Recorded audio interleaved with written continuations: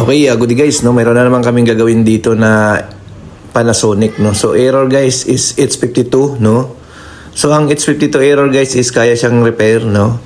Pwedeng hindi magpalit ng board pagdating sa H52 error, no. Kaya marami na tayong na-repair nito. H52, no. So yan. So ito po ang ating gagawin ngayon. Nandito kami ngayon sa New Mahogany Kabuyaw, no. So ito na nga, binabaklas na namin yung board dito sa likuran para i-repair itong board na ito, no. Basta H52 guys ang sira niyan, board, no. So ito inoperahan na natin. Ayan, no. So tiningnan na natin ito yung mga area na mga sunog ito. Yan, yung mga nangingitim niyan, yun yung mga parts na nasusunog. So yun lagi yan, no.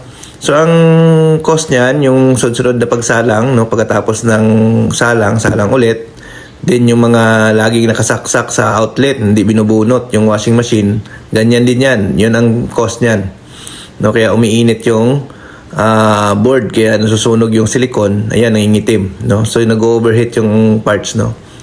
So yan, ito yung mga area guys, yung sa harap nito is yung regulator, ito naman dito yung mga resistor. So huwag kayo mag-focus guys sa regulator kapag nag-repair kayo ng H52, no. Tingnan nyo rin guys yung mga capacitor, yung mga maliliit na capacitor, yung mga resistor. Tingnan nyo, baka nag-change value na, no. Kasi isa yan sa mga nagkukos ng H52 error. Yung regulator, shortage, yung mga resistor, change value na. Then yung capacitor, change value na din or shortage na, no. So isa yan sa mga cost, no. So ito guys ang ginagawa namin. Tinatanggal muna natin to yung mga silicone para matest natin yung parts na nandito, no. So dito sa area na to, ito yung regulator, no. Ito yung regulator na area, no. So nandito yung likod ng regulator. Kaya kung mapansin nyo guys, ay nangingitim siya dahil nag-overheat yung pinaka electronics nito, no. Sa paggamit ito guys, no, sunod yung pagkasalang nyo or minsan naman hinihayaan nyo lang nakasaksak yung washing machine nyo kahit hindi ginagamit, no. So ito yan, kasi umiinit siya, no. Habang tumatagal, nasusunog siya. So common problem ito ng Panasonic ng mga ganitong model, yung may board sa ilalim, yung H52 error, no. Common yan. So kami ay nagre-repair ng Cavite, Laguna, Batangas, no. Kung kayo ay malayo, pwede nyo baklasin yung board, padala nyo sa amin. Pwede namin i-repair dito sa amin. So ang rate namin sa repair sa shop, 2,500 yung rate namin yan pag idalhin nyo sa amin. Pag yung service namin, mataas, no, depende sa layo, kasama yung transportation, no. So yun. So ito guys, nililinis natin siya, no, yung area na to.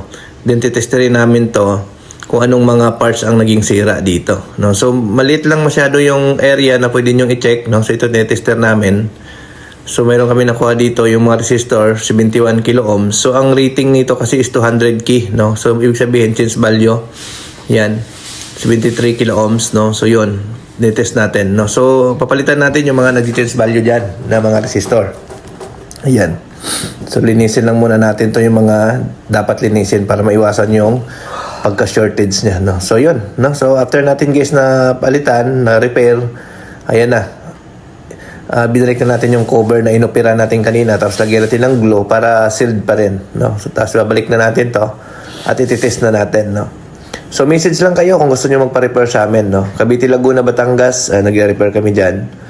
Then, kung malayo kayo, pwede nyong baklasin yung board, padala nyo sa amin through LBC, JNT, or anumang courier na pwede kayo dyan, no? So, 2,500 pag pina-repair nyo sa amin dito sa aming shop. Pero kung i-home service namin, plus transportation kami guys, no? So, yun.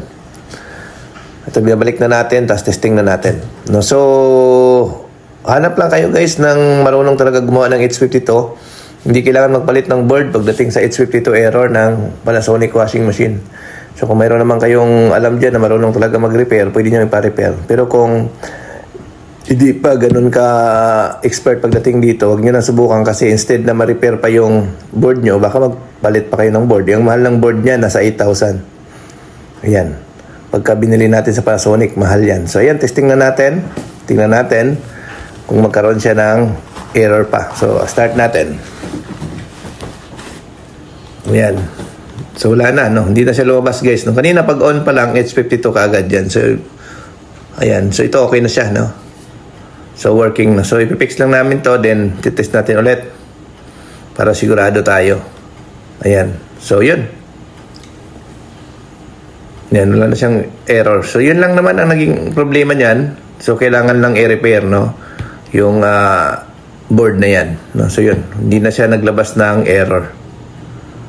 So, yan. Diyan din sa description ng aming number kung gusto nyo kaming makontak or message kayo sa aming Facebook page sa Norcia Repair Shop.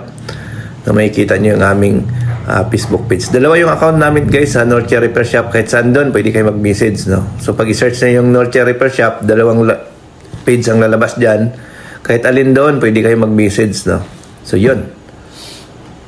So, yun. Ayos na ito, guys, no? So, antayin natin umikot para sure ball.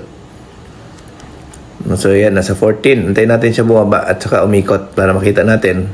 Ayan, 13. Kasi may tubig pa ito, guys, no? Kaya duman siya ng 13, no? Kasi nga, biglang, habang ginagamit ng customer natin, biglang huminto. So, yan. Umikot na siya, guys, oh. Ayan. Okay na. No?